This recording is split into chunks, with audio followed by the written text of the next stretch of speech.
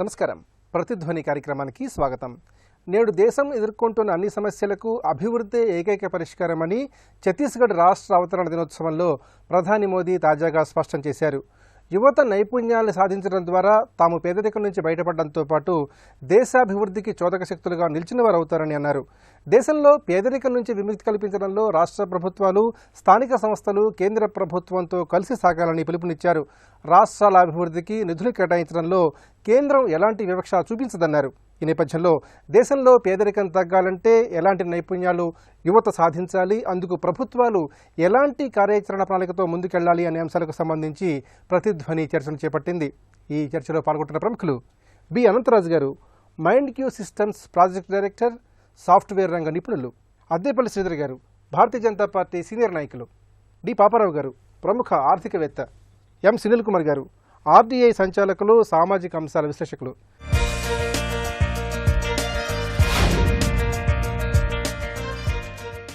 శ్రీధర్ గారు, యువత నైపుణ్యాలు సాధించడం ద్వారా తాము పేదరికం నుంచి బయటపడమే కాకుండా దేశాభివృద్ధికి చోదక శక్తులుగా మారతారని ప్రధాని మోదీ తాజాగా ఉద్ఘాటించారు. మరి పేదరికంపై గెలుపు సాధించడానికి ఎలాంటి నైపుణ్యాస్త్రాలను సంధించాల్సిన అవసరం ఉంది? భారతదేశంలో ఉన్న పాపులేషన్ స్ట్రెంత్ కానీ ఇవన్నీ చూసుకుంటే అదంతా అడ్వాంటేజెస్గానే ఉన్నది మన భారతదేశానికి ఈరోజు. అంటే ఇదివరకు ప్రభుత్వాలు ఏమీ చేయలేదా అంటే చేస్తూ వచ్చారు తప్ప డ్రాస్టిక్గా ఏమీ చేంజెస్ ఏమీ తీసుకుని రాలేకపోయారు. అంటే కాంగ్రెస్ ప్రభుత్వం ఆ రోజుల్లో రోటీ కపడా మకాన్ అన్నది ఒక స్లోగన్ తీసుకుని వచ్చి కొంతవరకు చేసుకుని వచ్చి ఆ తర్వాత నేషనలైజేషన్ ఆఫ్ బ్యాంక్స్ చేసిన తర్వాత ఆ తర్వాత ఇంకెప్పుడు కూడా ఇంకా ప్రజల్ని వాళ్ళకి ఏ విధంగా అంటే రాజకీయ లబ్ధి కోసం అని చెప్పి ఇన్సెంటివ్స్ ఇవ్వడమే తప్ప వాళ్ళు నిజంగా ఒక స్కిల్ ప్రొవైడ్ చేసి వాళ్ళకు ఒక లెర్నింగ్ కెపాసిటీ పెంచి వాళ్ళకు ఒక ఉద్యోగం కానీ ఒక జాబ్ ఆపర్చునిటీ ఒక బిజినెస్ ఆ విధంగా ఎప్పుడూ ఆలోచించలేదు ఇతర ప్రభుత్వాలు. బీజేపీ ప్రభుత్వం వచ్చిన తర్వాత, మోడీ గారు వచ్చిన తర్వాత మనం ఇలాగ ఇన్సెంటివ్స్ ఇవ్వడం, ఫ్రీబీస్ ఇవ్వడం, లేదంటే ఏదో అది ఫ్రీ ఇది ఫ్రీ అంటే ఇది ప్రజల్ని మభ్యపెట్టడం అవుతుంది తప్ప షార్ట్ టర్మ్ గెయినే తప్ప లాంగ్ టర్మ్ పర్స్పెక్టివ్ ఏదైతే మనకి మెజారిటీ స్ట్రెంత్ ఏదైతే యంగ్ పాపులేషన్ ఉన్న దేశం కాబట్టి దీన్ని ఏ విధంగా సద్వినియోగం చేయాలంటే skilling in India, skill India ఆయన 20-30 ప్రోగ్రామ్స్ తీసుకుని వచ్చారు. Various digital India, skill India, Amrit కానీ, జన్ధన్ యోజన కానీ ఇలాంటి ఎన్నో నెంబర్ ఆఫ్ తీసుకున్నారు. అందులో ప్రప్రథమంగా మోస్ట్ ఇంపార్టెంట్ ఏంటంటే skill India, skill up India అని, స్టాండప్ ఇండియా ఇవన్నీ.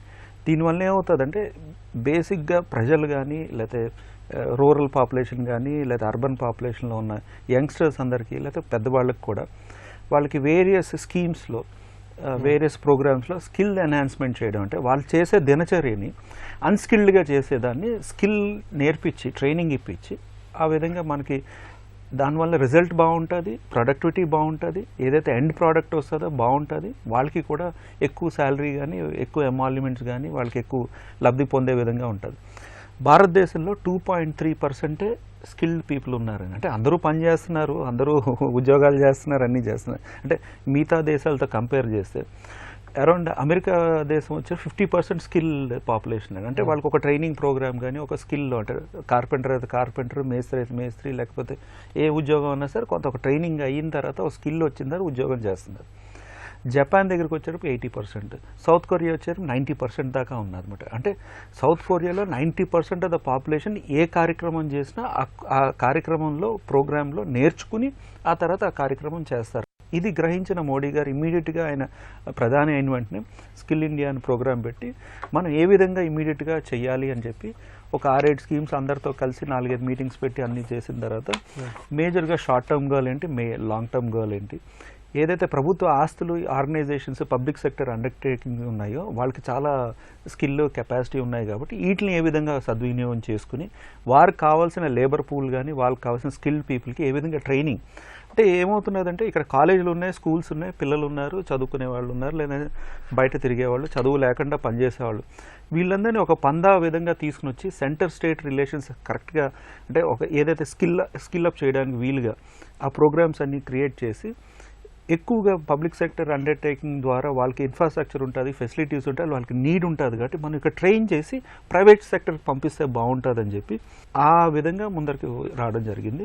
So public sector undertaking, government undertakings, అలాగే ప్రైవేట్ ఆర్గనైజేషన్స్ ఇక్కడతో ఆప్ చేయకూడదు, ప్రైవేట్ పీపుల్కి కూడా మనకు ఆపర్చునిటీ ఇచ్చి మీరు కూడా స్కిల్స్ ఎన్హాన్స్మెంట్ సెంటర్స్ పెట్టండి అని చెప్పి దాంట్లో 30 కోర్సెస్ ఏదైతే బేసిక్గా ప్రైమరీగా మనకి కావాల్సింది అంటే ఈరోజు ఇండియాలో కానీ ఆంధ్రప్రదేశ్లో కానీ హైదరాబాద్లో కానీ ఏదైతే ప్రముఖంగా ఎక్కువ జాబ్ ఆపర్చునిటీస్ వస్తాయి, ప్లంబింగ్ కానీ ఎలక్ట్రీషియన్ కానీ లేకపోతే సెల్ ఫోన్స్ ఎక్కువ వాడతాం, సెల్ టెక్నీషియన్స్ కానీ టీవీ టెక్నీషియన్స్ కానీ ఎలక్ట్రీషియన్స్, ఈ బేసిక్ థింగ్స్ ఏవైతే ఇవన్నీ కోర్సెస్ ట్రైనింగ్ ఇస్తూ సైమల్టేనియస్గా హైయర్ లెవెల్ ఇంజనీరింగ్ పాస్ అయిన వాళ్ళందరికీ కూడా ఇంజనీరింగ్ కోర్సెస్లో ఎంప్లాయబిలిటీ వాళ్ళు మన ఇండియన్ స్టాటిస్టిక్స్ నాస్కామ్ ప్రకారంగా ఏంటంటే ఇంజనీరింగ్ స్టూడెంట్స్ పాస్ అయ్యి బయటకు వచ్చేస్తున్నారు కానీ 15% ఎంప్లాయబిలిటీ ఉంటున్నది, 85% ఇంజనీరింగ్ డిగ్రీ పట్టా ఉంటున్నది కానీ but they are not able to be employed. So వాళ్ళు ట్రైనింగ్ స్కిల్ కావాలంటే సో ఇంజనీరింగ్ కావాల్సిన వాళ్ళ పిల్లలకి అది అంటే ప్రతి ఏరియాకి కూడా డిఫరెన్షియేట్ చేసి చదువుకోని వాళ్ళు చదవలేని వాళ్ళకి ఒక విధంగా, వయసులో పెద్దవాళ్ళకి ఒక విధంగా అలాగా 10 స్కీమ్స్ దాకా తీసుకుని వచ్చి private public participation along with central government funding along with public sector undertaking ఆర్గనైజేషన్తో సెంట్రల్ గవర్నమెంట్ సబ్ టీమ్స్ కింద పెట్టారు అనమాట. సెంట్రల్ గవర్నమెంట్లో ప్రైమ్ మినిస్టర్ చైర్మన్గా నీతి ఆయోగ్, తర్వాత స్టేట్ గవర్నమెంట్స్కి కూడా ఇచ్చారు. అనంతరాజు గారు, దేశంలో ఏటా 50 లక్షల మంది పట్టభద్రులు విశ్వవిద్యాలయాల నుంచి కళాశాలల నుంచి బయటకు వస్తున్నారు. అయితే వారిలో ఆశించిన స్థాయిలో నైపుణ్యాలు ఉండటం లేదని అనేక సర్వేలు స్పష్టం చేస్తున్నాయి. మరి దేశం ఎదుర్కొంటున్న ఈ ప్రధాన సమస్యను ఏ విధంగా అధిగమించాలి? కన్వెన్షనల్ ఎడ్యుకేషన్కిను ఇండస్ట్రీ ఎక్స్పెక్టేషన్కి ఉన్నటువంటి గ్యాప్, ఈ గ్యాప్ ఎంతో విశాలంగా ఉంది కాబట్టి ఈ గ్యాప్ని ఎవరూ కూడా భర్తీ చేయలేదు. ఇండస్ట్రీ ఏదైతే ఎక్స్పెక్ట్ చేస్తున్నదో దాన్ని కళాశాలలు మీట్ కాలేకపోతున్నాయి. ఎప్పుడైతే మనము ఈ భర్తీని చేయగలమో, ఈ గ్యాప్ ఏదైతే ఉందో ఆ ఫిల్ చేయగలమో, తప్పకుండా మరి కంపెనీలో నైపుణ్యతను సాధించేటువంటి విద్యార్థిగా మనము ప్రవేశపెట్టగలం విద్యార్థిని. కాబట్టి ఈ యొక్క సమస్యను మనం అధిగమించాలంటే ఒక కొత్త ప్రోగ్రామ్స్ని మనం ఏర్పాటు చేసుకోవాలి. ఇప్పుడు మోడీ గారు మనం అభినందించాల్సినటువంటి వ్యక్తి, ఎందుకంటే ఈ గ్యాప్ని ఆయన రికగ్నైజ్ చేశారు. అనేకమైనటువంటి ప్రోగ్రామ్స్ తోటి ఆయన ముందుకు రావటం జరిగింది. జాగ్రత్తగా మనం గమనిస్తే ఒక దేశం అభివృద్ధి కావాలంటే ఆర్థిక పరిస్థితి దేశానికి ఎంతో ముఖ్యం. ఆర్థిక పరిస్థితి ప్రపంచ దేశాలతో పోటీపడి మెరుగుగా అది కావాలి అంటే మరి ఆ క్వాలిటేటివ్ ప్రొడక్షన్ అనేది చాలా ఇంపార్టెంట్. క్వాలిటేటివ్ ప్రొడక్షన్ ఎప్పుడు వస్తుంది అంటే కేవలం విద్యతో మాత్రమే కాదు, నైపుణ్యతతో మాత్రమే వస్తుంది. మరి ఈ నైపుణ్యతను పెంచేటువంటి దిశగా మరి కళాశాలలు అయితేనేమి, లేకపోతే ఇన్స్టిట్యూట్ అయితేనేమి, లేకపోతే ఏ విద్యను బోధించేటువంటి ఆ యొక్క సంస్థలు అయితేనేమి మరి ముందుకు వెళ్ళినప్పుడే మరి ఆ నైపుణ్యతను వాళ్ళకి ఇవ్వటం జరుగుతుంది. This a lot of difference between conventional education and skill. So ఏది ఇంపార్టెంట్ అంటే స్కిల్ ఈజ్ ఇంపార్టెంట్. లక్షల మంది విద్యావంతులు అవుతున్నారు కానీ వారు నైపుణ్యత సంపాదించలేకపోతున్నారు. కాబట్టి మనం జాగ్రత్తగా అబ్జర్వ్ చేసి ఏ వ్యక్తికి ఏ నైపుణ్యత అవసరమో ఆ నైపుణ్యతకు కావాల్సినటువంటి ఆ శిక్షణ ఇచ్చినట్లయితే మరి తప్పకుండా ఆ వ్యక్తి ఒక ప్రొడక్టివ్ పర్సన్గా, ప్రొఫెషనల్గా మరి రాణించేటువంటి అవకాశం ఎంతైనా ఉంటుంది.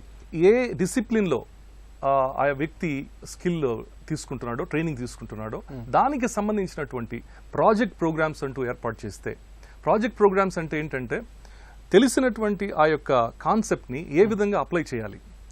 సో అప్లికేషన్ మోడ్లో గనక ఒక విద్యార్థి మరి నడిచినట్లయితే తప్పకుండా మరి క్వాలిటేటివ్ ప్రొడక్షన్ని సాధించేటువంటి పరిస్థితులు ఉంటాయి.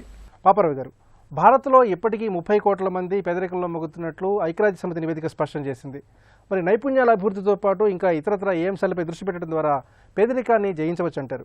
నైపుణ్యాభివృద్ధి అనేది కూడా వాళ్ళకి పెద్ద మాటగా ఉండేటువంటి స్థాయిలో డెస్టిట్యూషన్ కానీ, పేదరికం కానీ, నిరక్షరాస్యత కానీ ఏమాత్రం పూర్తిగా అక్షరాస్యత ఏమాత్రం లేనటువంటి ఒక రకంగా పాతరాతి యుగంలో జీవిస్తున్నారా అనే విధంగా ఉన్నటువంటి కోటాను కోట్ల మంది జనం ఉన్నారు. వాస్తవం. వాళ్ళని మనం ఆధునిక యుగంలో ఈ రోజున్న పరిస్థితులు ఏంటంటే ర్యాపిడ్గా సాంకేతిక పరిజ్ఞానం ఎంత వేగంగా అభివృద్ధి చెందిందంటే ఇక్కడ ఈరోజు మీకు మామూలు స్కిల్స్ సరిపోవు. ఆటోమేషన్ ఎంత స్థాయిలో వస్తుందో, రోబోటిక్స్ ఏ స్థాయిలో వృద్ధి చెందుతున్నాయో, గ్లోబల్ టెక్నాలజీ కానీ స్కిల్స్ కానీ ఏ లెవెల్లో పెరుగుతున్నాయో చూస్తున్నాం. ఫర్ ఎగ్జాంపుల్ చైనా మన మీద ఇన్నాళ్ళు డామినేట్ చేస్తుందంటే కారణం ఏంటంటే వాళ్ళకు ఉన్నటువంటి లో కాస్ట్ ఆఫ్ లేబర్ అని కొన్నాళ్ళు, ఒకటి కొంత ఎడ్యుకేటెడ్, ఇది ఏదైనా సరే ఎస్సీజెడ్లు మొదలు పెట్టుకోవటం. కానీ ఈరోజు చైనాకు ఉన్నటువంటి ఆధిపత్యం భారతదేశం మీద ఏంటంటే వాళ్ళు స్కిల్డ్ లేబర్ పెరిగారు. దాంతోపాటు ఏంటంటే ఆటోమేషన్కి అవసరమైనటువంటి లేబర్ వాళ్ళకి తయారయ్యారు. 30 years ఆఫ్ ఇండస్ట్రియల్ గ్రోత్లో లేబర్ ఎడ్యుకేషన్ లెవెల్ ఎంత పెంచుకోగలిగారంటే వాళ్ళు గ్రోత్ క్రమంలో ఈరోజు ఆటోమేషన్ వాళ్ళు చేసుకుంటే ఫ్యాక్టరీలు దానికి కావాల్సిన స్కిల్డ్ లేబర్ ఉన్నారు. కానీ మన దగ్గర ఏమవుతుంది, ఆ స్కిల్డ్ లేబర్ లేరు. ఇప్పుడు ఏమవుతుంది, మనం ఏమనుకుంటున్నాం, చైనా నుంచి మేక్ ఇన్ ఇండియా కింద మనకి ఉద్యోగాలు వస్తాయి అనేది మన కాన్సెప్ట్. మనం ట్రై చేస్తున్నాం. మనకి చీప్ లేబర్ ఉంది, మనకంటే 4 times లేబర్ కాస్ట్లీ అక్కడ. కాబట్టి ఆ లేబర్ ఇండస్ట్రీ వస్తుంది. కానీ ఎప్పుడు వస్తుంది, మన లేబర్ చీపే కరెక్టే, కానీ అసలు లేబర్ లేకుండా వాళ్ళు ప్రొడ్యూస్ చేయగలిగితే లేబర్ కాస్ట్ క్వశ్చన్ లేదుగా. అది ఆటోమేషన్తో సాధ్యం. లేబర్ అతి తక్కువగా, లేకపోతే మైనస్ జీరో కాకపోయినా మరి అతి కొద్ది మంది వాడి, అప్పుడు మీకు లేబర్ కాస్ట్ లేనప్పుడు వాళ్ళే చీపర్ అవుతారు. మీరు ఆటోమేషన్లోకి వెళ్తే వాళ్ళు దానికి కావాల్సిన వాళ్ళు వాళ్ళకున్నారు, ఎంప్లాయీస్ తయారైన వాళ్ళు, ఎడ్యుకేటెడ్. కానీ భారతదేశంలోకి వస్తే మనం 70% ఈ రోజుకి మన కార్మిక వర్గంలో ఒట్టి లిటరేట్ అంతే. 70%, 30% ఇలిటరేట్. ఈ 70%లో కూడా ఒక 25% మన వర్కర్స్లో వీళ్ళలో పని చేసే వాళ్ళలో ఒక 25% వీళ్ళలో ప్రైమరీ ఎడ్యుకేషన్ కూడా పూర్తి చేయని వాళ్ళు ఉన్నారు. ఇంత లో లెవెల్ లిటరేట్ ఎడ్యుకేటెడ్ కాదు ఇక్కడ. దీన్ని మీరు ఇప్పుడు మన ప్రణాళిక ఏంటంటే అంతర్జాతీయ స్థాయికి టెక్నికల్ స్కిల్కి తీసుకెళ్తే కానీ, లేకపోతే ఎట్లా కనీసం పై స్థాయికి ఇంజనీరింగ్ లెవెల్లో ఇంకో దానిలో ప్రాక్టికల్గా వర్క్ చేయగలిగే స్థాయికి తీసుకెళ్తే కానీ వీళ్ళు ఆటోమేటెడ్ ఫ్యాక్టరీలో వర్క్ చేయలేరు. సునీల్ కుమార్ గారు, గ్రామీణ భారతంలో 3వ వంతు మంది ప్రజలు నిరక్షరాస్యులుగా ఉన్నారు. వీరిలో ఎక్కువ మంది కాయకష్టాన్ని, శ్రమని నమ్ముకున్న వాళ్ళే ఉన్నారు. మరి ఈ పరిస్థితుల్లో గ్రామీణ ప్రాంత ప్రజల్లో నైపుణ్యాలు పెంచడానికి ఎలాంటి అంశాలపై దృష్టి పెట్టాలి? వీళ్ళను కూడా అభివృద్ధిలో ఏ విధంగా మమేకం చేయాలి? నిజంగా కనుక గ్రామీణ భారతంలో ఉన్న యువతకి కనుక మనం ఒక ఉపాధి అవకాశాలు కల్పించాలి, వాళ్ళ స్కిల్ పెంపొందించాలి అంటే అగ్రికల్చర్ని మోడర్నైజ్ చేసి, అంటే వ్యవసాయాన్ని కూడా మోడర్నైజ్ చేసి యువతని కూడా అందులో ఒక ఇంట్రెస్ట్ కనుక మనం కల్పించి దానికి తగ్గ స్కిల్ ఇస్తే తప్ప గ్రామీణ ప్రాంతంలో ఉన్న ఇంతమంది యువత పట్టణాలకు వచ్చి పట్టణాలలో ఉద్యోగాలు చేయడం చాలా కష్టం. సో ఈ రోజున మన భారతదేశం కనుక చాలా ప్రయత్నాలు జరుగుతున్నాయి. ఇప్పుడు నీతి ఆయోగ్ ద్వారా కూడా వ్యవసాయ పాలసీలు మార్చే ప్రయత్నం జరుగుతుంది. ఇందులో భాగంగా కనుక యువతని భాగస్వామ్యం చేయటము, వ్యవసాయము మోడర్నల్గా చేయడానికి కావాల్సిన స్కిల్ని కనుక మనం యువతకు కల్పించినట్లయితే ఎక్కువ మందికి యువతకి గ్రామ స్థాయిలో మనం ఉద్యోగ అవకాశాలు కల్పించగలుగుతాం. రెండోది కూడా ఎవరైతే యువత ఇంకా పట్టణాలలో ఉద్యోగాల కోసం చూస్తున్నారో వాళ్ళు కూడా అంటే దగ్గర పట్ల పట్టణాలు పెంపొందించుకొని గ్రామంలో ఉంటూనే పట్టణాలలో పనిచేసే అవకాశాలు కనుక మనం కల్పించగలిగినట్లయితేనే ఎక్కువ మంది యువతకు మనం చేయగలుగుతాం. మనం ఏదైతే స్కిల్ డెవలప్మెంట్ గురించి మాట్లాడుతున్నామో విద్యా హక్కులాగా, ఉపాధి హక్కులాగా స్కిల్ డెవలప్మెంట్ కూడా ఒక హక్కుగా తెచ్చే చట్టం కోసం ప్రయత్నం జరుగుతుంది. ఛత్తీస్గఢ్ 2013లో ఒక చట్టం చేసుకుంది. అంటే విద్యని మనం ఎలా హక్కుగా అయితే ఒక చట్టం చేసామో, ఉపాధిని హక్కుగా ఎట్లా చట్టం చేసామో ఒక చట్టం తీసుకొచ్చారు. గత 3 సంవత్సరాలుగా ఒక అమలు జరుగుతుంది. కొన్ని సాధక బాధకాలు ఉన్నాయి. ఇటీవల కాలంలో ఆంధ్రప్రదేశ్ రాష్ట్ర ప్రభుత్వం కూడా స్కిల్ డెవలప్మెంట్ని ఒక హక్కుగా కల్పిస్తూ చట్టం చేసే ప్రయత్నం జరుగుతుంది. అంటే ఈ చట్టం రావటం వల్ల ఏమవుతుందంటే ప్రభుత్వం ఇప్పుడు ఏదైతే ఒక పాలసీ లాగా, ఒక పథకంలాగా ఒక పని చేస్తుందో రేపు ఒక చట్టం కనుక వచ్చినట్లయితే ప్రభుత్వం మీద బాధ్యత పెరుగుతుంది, యువత కూడా అడిగే అవకాశం ఉంటుంది.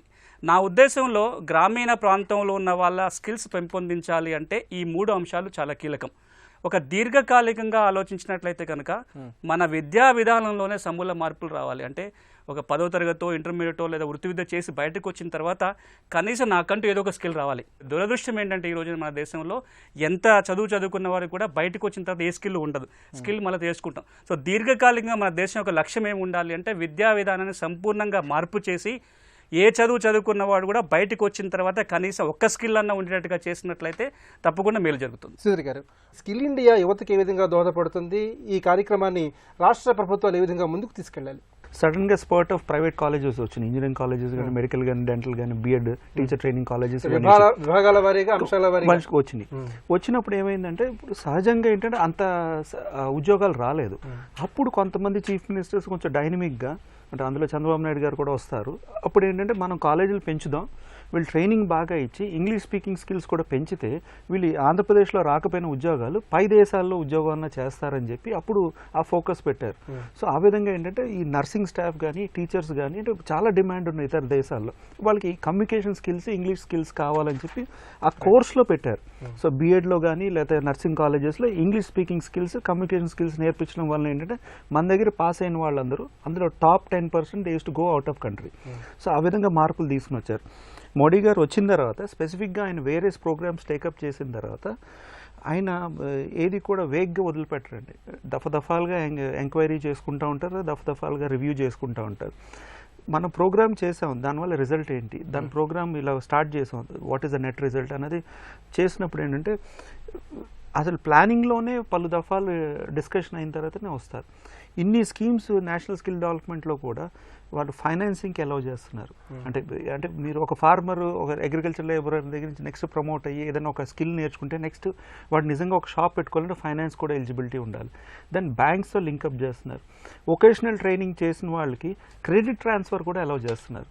అంటే ఇవన్నీ కూడా మార్పులు నెమ్మి అంటే ఇన్నాళ్ళు వొకేషనల్ జూనియర్ కాలేజ్లో చదివిన డిగ్రీ చదవడానికి ఇబ్బంది పడేవారు, లేదా ఇంజనీరింగ్ చదవడానికి ఇబ్బంది పడేవారు. ఆ క్రెడిట్ ట్రాన్స్ఫర్ సిస్టమ్ అనేది లేదు. సో హెచ్ఆర్డి ఎడ్యుకేషన్ పాలసీ మార్పు తీసుకుని వస్తున్నారు. అంటే చదువుకున్న వాళ్ళు ఏది చదివినా కూడా ఆ క్రెడిట్స్ ట్రాన్స్ఫర్ వలన పై చదువు చదవగలరు. అలాగే స్కిల్ కూడా ఒక క్రెడిట్ ఇద్దామని అనుకుంటున్నారు. అంటే పలానా స్కిల్స్ నేర్చుకున్న వాళ్ళకి కూడా క్రెడిట్ సిస్టమ్ ఇస్తే దానివల్ల ఉపయోగం ఉంటుంది వాళ్ళకి. దెన్ ఈ public undertaking, private organisations, then government organisations substantial funding ఇవ్వడం వల్ల కూడా చాలా మార్పు వచ్చింది. ఆల్రెడీ మనం కోరుకున్న విధంగా ఏదైతే భారతదేశం యంగ్ పాపులేషన్ కాబట్టి డెలివరీ స్టేజ్కి వచ్చినది. అంటే లాస్ట్ 2.5 years ఏంటంటే ఇవన్నీ ట్రైనింగ్, మార్పులు, చేర్పులు ఇవన్నీ వచ్చిన తర్వాత ప్రతి రాష్ట్రం కూడా రికగ్నైజ్ చేశారు. అంటే బీజేపీ ప్రభుత్వం వచ్చిన తర్వాత మనం అందిపుచ్చుకోవడం బట్టి ఉంటుంది. ప్రభుత్వం వరకు పాలసీస్ తీసుకుని వచ్చారు, స్కిల్ ఇండియా తీసుకుని వచ్చారు, లేదా నేషనల్ పాలసీ వరకు ఉంది. ప్రతి ప్రభుత్వం కూడా, ప్రతి స్టేట్ గవర్నమెంట్ కూడా, మనం కూడా జాయింట్ వెంచర్ కింద మనం ఒక పాలసీ విధంగా వెళ్తే, ముందరకెళ్తే మన ఎంప్లాయబిలిటీ క్రియేట్ చేస్తాం. అనంతరాజు గారు, మారుతున్న కాలానికి అనుగుణంగా కొత్త కోర్సుల విషయంలో, అలాగే కొత్త ఉపాధి మార్గాల విషయంలో యువతరం ఎలాంటి దృష్టి పెట్టాల్సిన అవసరం ఉంది? ఒకే అంబ్రెల్లా కింద వివిధమైనటువంటి శాఖలు కాలానుగుణంగా తయారవుతున్నప్పుడు మనకి ఈ అవకాశాలు కూడా ఎక్కువ శాతం మనకి చేరేటువంటి అవకాశం ఉంది. ఈ ఒక్కరే ఏదో ఇదివరకులాగా ఏదో ఇంజనీరో డాక్టరో అవుతామన్నటువంటి విధానం కాకుండా there are wide varieties of verticals. కాబట్టి ప్రతి ఒక్క విద్యార్థి తనలో ఉన్నటువంటి నైపుణ్యాన్ని ఫస్ట్ గమనించాలి, తనలో ఉన్నటువంటి సామర్థ్యాన్ని గమనించాలి. నా యొక్క భాష బాగుందా, నేను కమ్యూనికేట్ చేయగలనా? ఈ కమ్యూనికేట్ చేయగలిగితే you are fit for business analysis, business analyst. అంటే చక్కగా కస్టమర్స్ దగ్గరికి వెళ్ళి వాళ్ళతో సంభాషించి వాళ్ళు చెప్పింది విని అర్థం చేసుకొని వారిని ఒక డాక్యుమెంట్గా క్రియేట్ చేసేటువంటి నైపుణ్యత కావాలి. అదేవిధంగా అన్ని ఒకవేళ అనలిటికల్ స్కిల్స్ కనుక మనకు ఉన్నట్టయితే సిస్టమ్ అనలిస్ట్గా మనం ఫోకస్ చేయొచ్చు. ప్రోగ్రామింగ్ స్కిల్స్ కనుక మనం చక్కగా చేయగలిగినట్లయితే డెవలపర్గా మనం ఫోకస్ చేయొచ్చు. సో కాబట్టి లేకపోతే డిఫెక్ట్స్ని ఫైండ్ అవుట్ చేసేటువంటి పరిస్థితి కనుక, ఆ నైపుణ్యత కనుక మనకు ఉన్నట్లయితే మనం సాఫ్ట్వేర్ టెస్టింగ్ అనేటువంటి రంగాన్ని మనం ఎంచుకొని అందులో నైపుణ్యత సాధించవచ్చు. కాబట్టి మొట్టమొదట విద్యార్థి తనకున్నటువంటి సామర్థ్యాన్ని గుర్తించడం చాలా అవసరం. ఆ సామర్థ్యానికి అనుగుణంగా మరి ఆ కోర్సును ఎంపిక చేసుకొని దాంట్లో ఆనందిస్తూ మరి ప్రొడక్టివిటీని సంపాదించడంలో మరి సఫలమవుతాడన్నటువంటిది నా అభిప్రాయం. అపరావు గారు, ఎవరికైనా నేర్చుకున్న విద్య ఉపాధిని అందించాలి, భావి జీవితానికి సంపూర్ణంగా భరోసా ఇవ్వాలి. మరి పోటీ ప్రపంచానికి తగ్గట్టుగా విద్యా విధానంలో కానివ్వండి, అలాగే సిలబస్ రూపకల్పనలో కానివ్వండి, ఎలాంటి ముఖ్యాంశాలపై దృష్టి పెట్టాల్సిన అవసరం ఉంది? స్కిల్ డెవలప్మెంట్కి సంబంధించినంతవరకు ఎలాంటి విద్యాంశాల మీద మనం దృష్టి పెడతాం అనేది కూడా మార్కెట్లో దేనికి డిమాండ్ ఉందనేది ఒకటి ఆస్పెక్ట్. ఈరోజు ఓవరాల్గా ముందు దానికి చెప్పే ముందు మిగతాది ఓవరాల్గా మార్కెట్లో, గ్లోబల్ మార్కెట్లో ఎంప్లాయ్మెంట్ డిమాండ్ తగ్గిపోయింది. కాబట్టి ఏంటి, ఇప్పుడు ఏ స్కిల్స్ ఇస్తే, ఏ స్కిల్స్, ఏ కరికులం మనం ఇంప్లిమెంట్ చేయాలనే దగ్గర అసలు ఏ డైరెక్షన్లో ఎకానమీలో ఎక్కడ మనం ఎంఫసిస్ పెట్టి ఎక్కడ డెవలప్ చేసుకుంటే మనం ముందుకెళ్తానికి మన డిమాండ్ మనమే క్రియేట్ చేసుకోవాలి. ఇప్పుడు ప్రాబ్లం ఏంటంటే గ్లోబల్గా డిమాండ్ లేదు, దేశంలో కూడా డిమాండ్ కొంత తగ్గే ఉంది బాగా భారీ ఎత్తున 2011 తర్వాత. కాబట్టి ఏంటంటే డిమాండ్ క్రియేషన్ ఇక్కడ మేజర్ ఇష్యూ మనకి. కాబట్టి ఆ డిమాండ్ క్రియేట్ చేసేది ఏ ఏరియాలో చేయగలం. కాబట్టి ఆ ఏరియాను ఐడెంటిఫై చేసుకుంటే దానికి కావాల్సిన స్కిల్స్ ఏంటి, దానికి కావాల్సిన కరికులం ఏంటి, ఎలా ముందుకెళ్తాం. వ్యవసాయానికి మీద దృష్టి పెట్టి వ్యవసాయాన్ని మీద పెట్టుబడులు పెంచి జీడిపిలో దానికి కేటాయింపులు పెంచి వ్యవసాయానికి ప్రత్యేక ప్రాధాన్యత చేసేటట్లయితే, దానిలో లాభసాటిగా మారిస్తే దాన్ని అప్పుడు ఏమవుద్దంటే వ్యవసాయం లాభసాటిగా మారేటట్లయితే దేశంలో 55% పైగా జనాభాకి ఆదాయాలు పెరుగుతాయి. అక్కడి నుంచి మీకు అప్పుడు స్కిల్స్ ఏంటి, అప్పుడు దీనికి ఏంటంటే యూత్కి కావాల్సిన ఎట్లా వస్తాయంటే దానిలో మీరు అగ్రికల్చరల్ రిలేటెడ్ సెక్టర్స్లో లో స్కిల్స్ ఉన్న వాళ్ళందరికీ, ఇప్పుడున్న లో స్కిల్స్ ఉన్న మన యూత్లో చాలా మందికి ఈజీగా అందుకోగలరు దాని రైతే, హై లెవెల్ స్కిల్స్ కాకపోయినా. దానికి అగ్రికల్చరల్ రిలేటెడ్గా అగ్రికల్చరల్ అంటే అగ్రో ప్రాసెసింగ్ ఆ రిలేటెడ్, లేకపోతే ఇంకోటి కోల్డ్ స్టోరేజ్లు ఇంకో రకమైంది. దీనికి గనక మీరు వాళ్ళని మళ్లించడానికి ఆ స్కిల్స్. అందుకే నేను అనేది ఏంటంటే డిమాండ్ ఎక్కడ లేదు, డిమాండ్ లేదు కాబట్టి డిమాండ్ క్రియేట్ చేయాలి. ఎక్కడ వస్తుంది డిమాండ్, భారతదేశంలో ఎక్కడ చేస్తే వస్తుంది. అగ్రికల్చర్ మనకి పెద్ద స్కోప్ ఉంది, మన దగ్గర మనం ఇక్కడ డిమాండ్ చేసుకోవచ్చు, ఎక్కడ లేకపోయినా, ప్రపంచంలో లేకపోయినా, ఎక్కడ లేకపోయినా.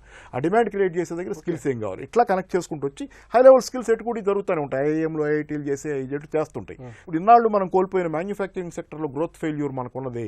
ఆ గ్రోత్ ఫెయిల్యూర్ గ్యాప్ని ఫుల్ఫిల్ చేసుకోవడానికి కోసం గాను ఆ ఏరియాలో ఉన్న మధ్యలో ఉన్న పడ్డ గండిని అధిగమించి ముందు కాలంలో ఇంకా పై లెవెల్ స్కిల్స్కి వెళ్ళడానికి ఇది ప్రాక్టికల్గా ఇది మాత్రమే సరైనటువంటి పాత్. దీనికి కావాల్సిన కరికులమే సరైన కరికులం. రైట్.